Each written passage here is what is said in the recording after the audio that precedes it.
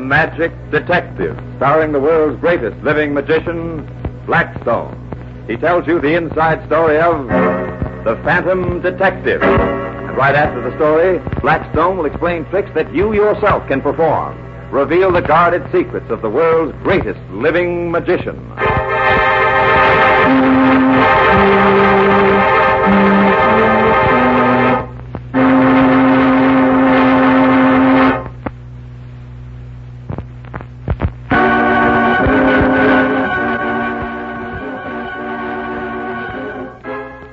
And now, stand by for Blackstone, the Magic Detective.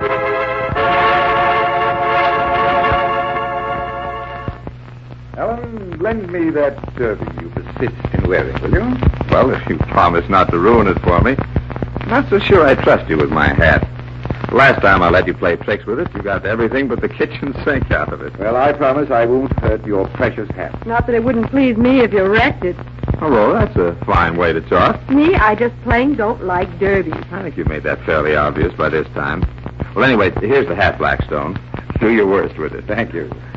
I put this hat down on the floor like this, and I say a few magic words. Magi Chiarum.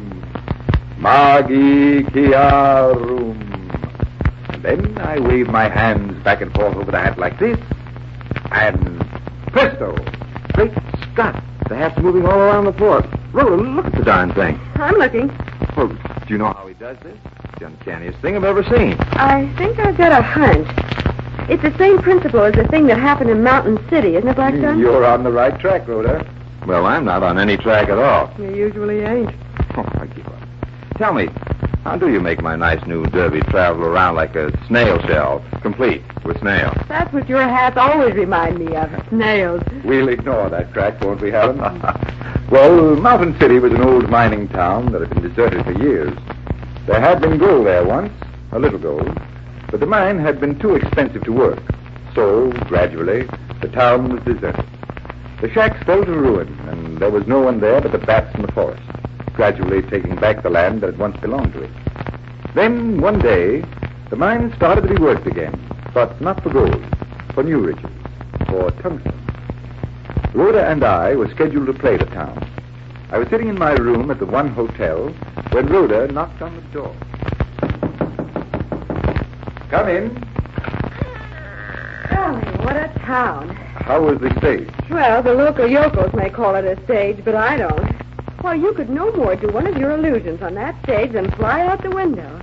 Me for the big cities after this. And you've got to remember, Rhoda, that just a few months ago, this was a Honest to Pete ghost town. Nobody lived here. Well, for all of me, nobody lives here now. Did you hear that door creak when I just opened it? Listen. Listen to that door. And they call this a hotel. Oh, there goes Flippo. Oh, catch him. No, wait a minute. I'll get him. He's over here. I got him. Ah, good. Oh, he's eating his way out of that basket case. Oh, the darn rabbit. He's the worst one we ever had. You can't keep him penned up for love nor money. Well, let him play around the room while we get the stuff ready to take over to the theater. Well, you're not going to take much, are you? There just isn't room on that crumbling old stage for more than you and a deck of cards. And I'm not even sure about getting you on. I'm beginning to think you aren't too fond of Mountain City, the beautiful. I should say I'm not. Tell me, Blackstone, what on earth are we doing in this hole? It's not like you to play a town as small as this. Well, I'll tell you, Rhoda. It seems there's a saboteur loose in this country named Shondorf. Huh? The FBI has reason to suspect that he's out here near these new tungsten mines. Are we working for the FBI now? No, but Jerry Thornton is. You mean the new assistant on the show? That's right. We're here to cover for him. Well, I'll be darned. Oh, that's probably him now. Hello? Oh, hello, Jerry.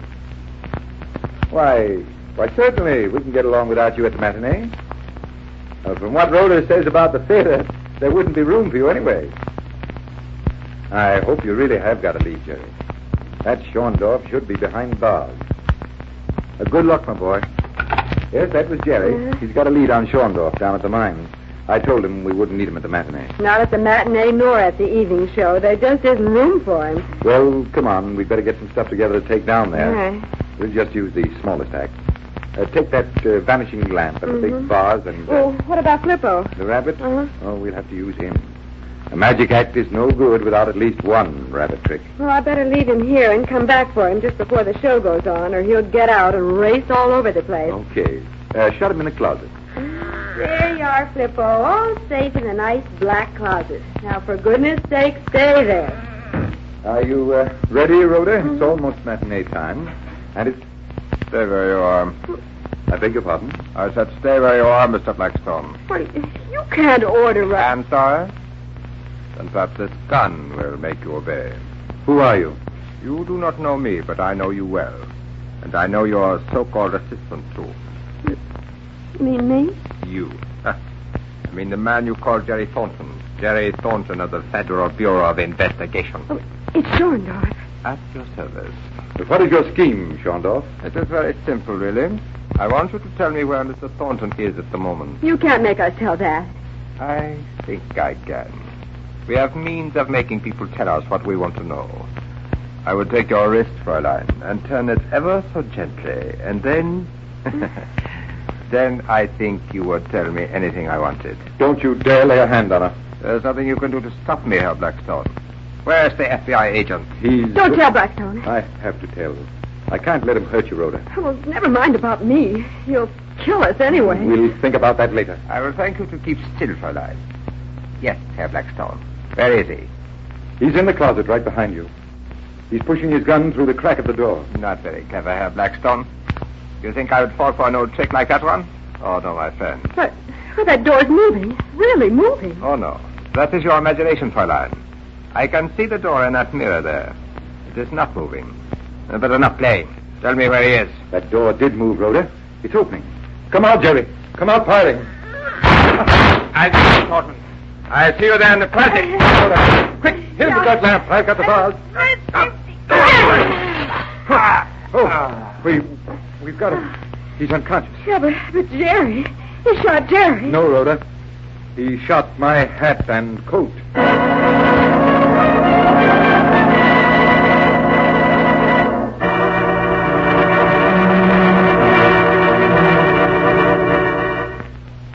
Say, tell me, Blackstone, how did you get the door to open just when you wanted it to? Have you forgotten Flippo and his happy tendency? You know, to break out of anything he's penned up in? You mean Flippo opened the door with his itty-bitty nose? Alan wants to play. I'm a guess he does. Well, anyway, Schorndorf shot at my hat and coat that were hanging in the closet. He never thought to look at the floor where there was a small white rabbit. Ah, now I'm beginning to understand how you made my hat scamper across the floor. Was Flippo under it, trying to nose his way out of there, too? That's right. One thing I don't get. Well, what's that? How did you get the rabbit into my hat without my seeing you do it? That's the magician's secret, Alan. Oh, another one of those things you won't tell us, huh? That's right. But here's a trick I can tell you. First, I want an ordinary glass. Here's one. And next, a coin. Will a nickel do? It will do. Then here you are. Anything else, Blackstone? Yes, a dollar bill, which I shall personally supply. Glad you're supplying it. Now, watch our problem unfold. We're watching. First, I lay the dollar bill on the table. Now, let's have the glass. Yeah, that's right here. Next, we set the glass on the dollar bill near one end of the bill. Yeah, that's right. Now, take the nickel, Alan, and balance it on the rim of the glass. Oh, that's not very easy. Well, try it carefully, Alan. And if you miss, begin again. Wait a minute. I got it. But say, the slightest shake would jar that nickel off the glass rim. Oh, I'll say it would. Well, that makes the trick all the more wonderful. I'm going to take the dollar bill from under the glass without having the coin fall. Oh, you can't. Why, the moment you try to pick up the glass... But I'm not going to touch the glass, Rhoda. Huh? That's another condition of the trick. You mean you can't touch the glass? No, I can't touch the glass. What about the coin? I can't touch the coin either. Say, this is impossible. The most impossible thing imaginable. Well, stretch your imagination further, Rhoda, and see if you can figure it out. And if I can't? If you can, I'll be back in a few minutes to show you exactly how it can be.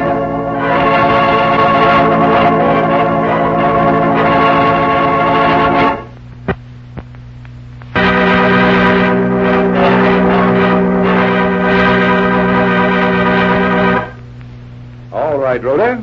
How are you making out with the glass and dollar bill? Oh, it looks more impossible than ever. I don't believe anybody can take a dollar bill from under a glass without touching the glass. And particularly with that coin balanced on the rim.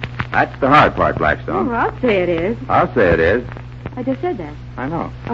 Blackstone, if you tried to pull away the dollar bill, the glass would joggle and the coin would fall into it. Only you don't pull the dollar bill, Rhoda. Just watch what I do with it. Like this. Well, you're beginning to roll the dollar bill, starting with the long end. That's right, Rhoda. Rolling it just like a carpet. But your fingers will touch the glass. Not when I keep them out the sides of the bill, like this. Now the rolling bill has reached the glass. And now what, Blackstone? I keep right on rolling the bill, rolling it right against the glass. But look, the glass is sliding forward. Oh, no, it isn't, Rhoda. The glass is too heavy for it. What's happening is the dollar bill is being drawn out from under the glass. You're right, Alice. The short end is coming out from under. Of course, the glass is moving a bit, but not enough to jolt the coin from the ring. Say, that's perfect, and yet so simple. Which makes it simply perfect, Rhoda. Out comes the dollar bill. Here it is. And the trick is done. I hope you like that trick, ladies and gentlemen. And until next time, this is Blackstone saying good magic and goodbye.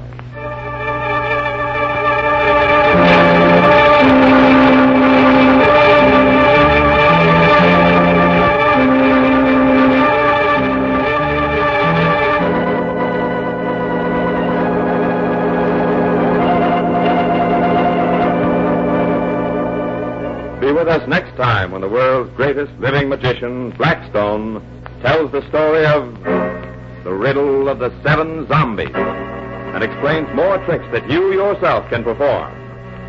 Listen in again to Blackstone, the world's greatest living magician.